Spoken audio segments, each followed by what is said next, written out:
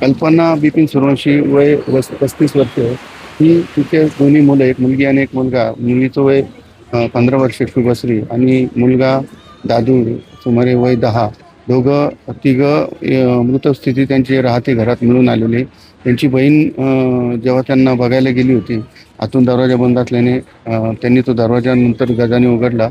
ते तिघेजण फरशीवर मय स्थितीत मिळून आले. पोलिसांना कळवलं. तपास आम्ही केला.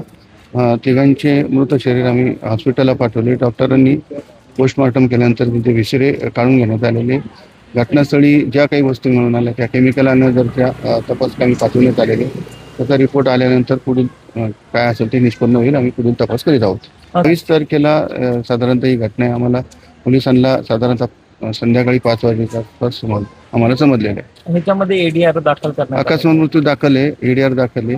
पुढील तपास चालू आहे. आणि अद्याप तपासात तसं काही आम्हाला निष्पन्न झालेलं नाही.